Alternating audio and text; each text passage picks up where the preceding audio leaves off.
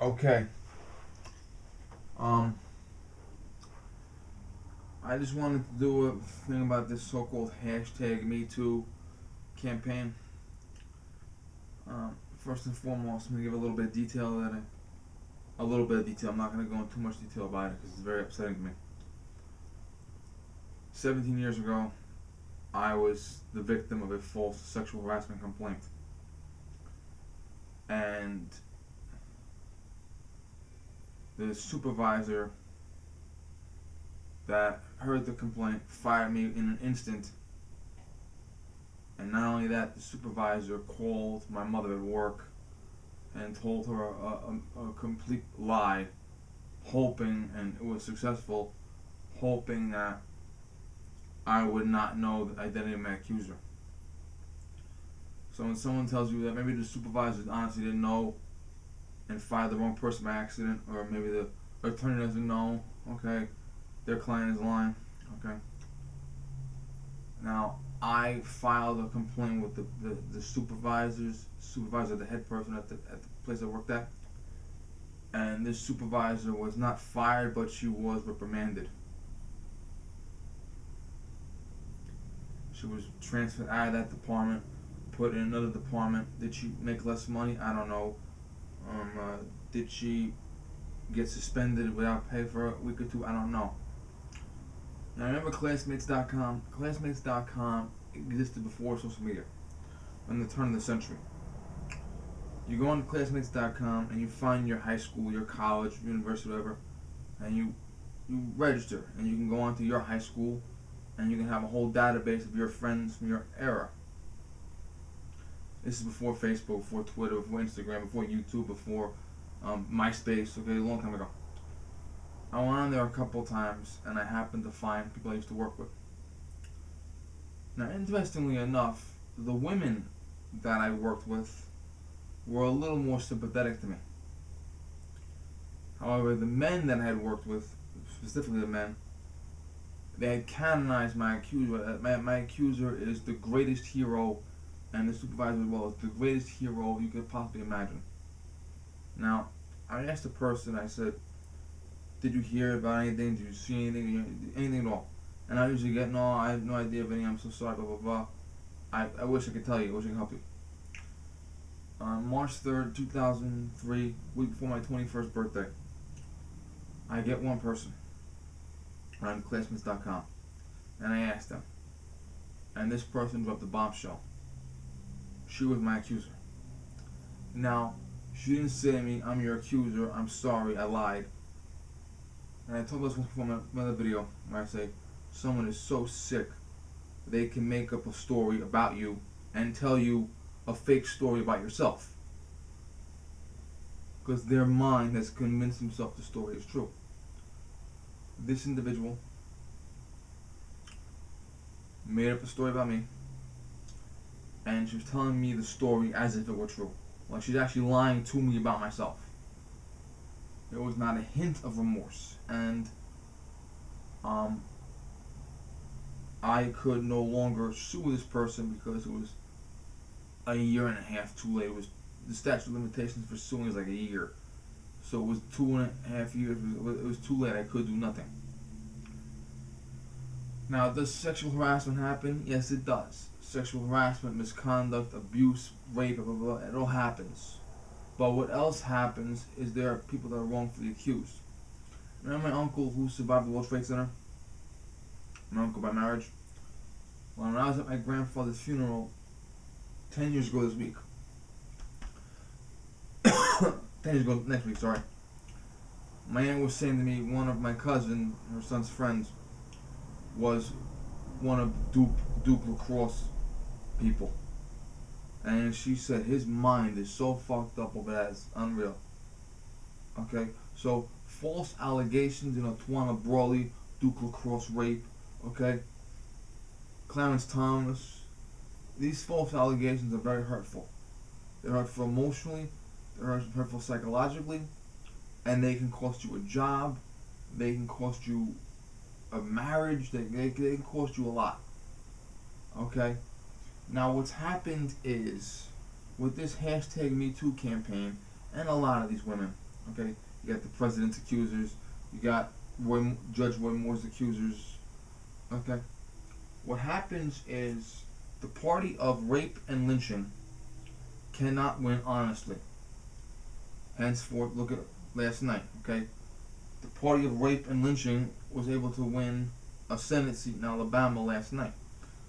That was because about 22,000 people, most of them Republicans, wrote in a candidate. Instead of picking Democrat, Republican, they just write in a name, okay?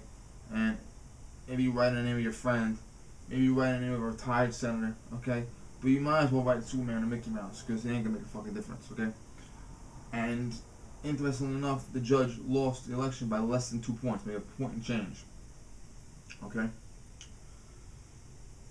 So he would have won by at least 10 or 20 points had this not happened. This encouraged a lot of people to stay home, and encouraged a lot of people to write in a candidate, which is the same thing as staying home, or vote third party, which is the same thing as staying home. You know, vote your conscience. Okay. Now, Gloria Allred is a piece of shit, and her daughter Lisa Bloom is a piece of shit. Okay. Now, the court, whether it be the civil court or the criminal court, whether it be, you know, a parking ticket or first-degree murder, okay, the courtroom in the United States is supposed to be the last bastion of redemption. In court, there is not supposed to be Democrat or Republican. There is not supposed to be white or black. Every person that goes to court is supposed to be an equal person. It doesn't matter if they're Osama bin Laden, okay? It doesn't matter how disgusting you are. It doesn't matter who you are. It doesn't matter what political party you are. Democrat, Republican, Independent, okay? You are innocent until proven guilty, period, in our law. O.J. Simpson is innocent. Casey Anthony is innocent, okay? You are innocent until proven guilty, even if the public doesn't like that. And Gloria Allred and her daughter Lisa Bloom are far left-wing zealots, and they have used their law degrees to turn the courtroom, the last bastion of freedom in this country, into a cesspool. They have weaponized the legal system against Republicans. Harvey Weinstein, Hollywood producer, big shot, okay, huge Democrat Party donor. Lisa Bloom was saying in so many words that we need to teach Harvey Weinstein that, you know, things are changing now. Women aren't objects. You have to change your attitude towards women. I'm paraphrasing now. Harvey Weinstein has been accused of many counts of sexual harassment, sexual assault, flat out rape, child abuse. Okay, is it true? That's what we have court. I don't know. We'll have the court decide. Okay, but that was Harvey Weinstein's Democratic donor.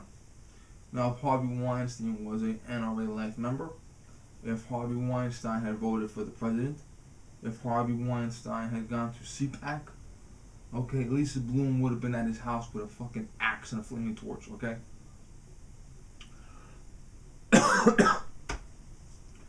Now, Kirsten Gillibrand, okay?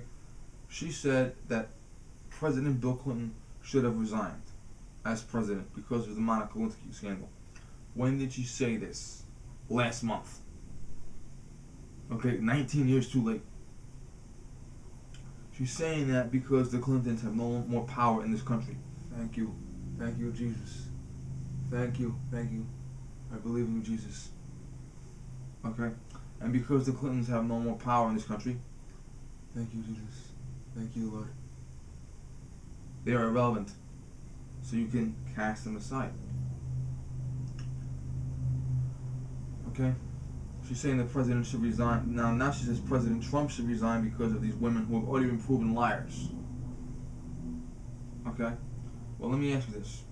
If Hillary Clinton had won the presidency, thank you, God, for that happening, please. Thank you, God. Okay? If Hillary Clinton had won the presidency, would Kirsten Gillibrand be saying that Hillary Clinton should resign as president because of her sexual abuse history? Hillary Clinton is one of the worst sexual abusers of all time. She sexually abused She threatened all of her husband's alleged victims. Every time her husband sleeps with a woman, every time her husband allegedly flashes the woman, every time her husband allegedly gropes a woman, she threatens that woman, she slanders that woman, she trashes that woman. Okay? And on top of that, when she was 27 years old, working as a defense attorney, she psychologically raped this little girl. Okay? And I don't hear any Democrats talking about her resigning, her going away, okay, whatever. Okay? Ted Kennedy. Ted Kennedy killed the girl. Ask yourself this. How come the girl didn't get out of the car the way Ted Kennedy did? Ted Kennedy got out of the car. How come the girl couldn't get out that way? Okay, Ted Kennedy killed the girl. And he remained in power for 40 years after that. And the only reason why he left power was because he died of a brain tumor. He wasn't voted out of office. If he didn't die of a brain tumor, he still would have been in power. Ted Kennedy was accused of sexual assault. Is it true? I don't know, but he was accused of it. Ted Kennedy went out with his nephew and got his nephew drunk. When they came out of their stupor, his nephew was charged with rape. Allegation never proved though. And the problem is, this shit happens all the time. The party of lynching and rape either accuses the Republican of sexual misconduct, or they run a sexual deviant themselves. Give you an example. Clarence Thomas was literally this close to being a Supreme Court justice. And at the 11th hour, there's a movie on it. HBO, if you can catch it.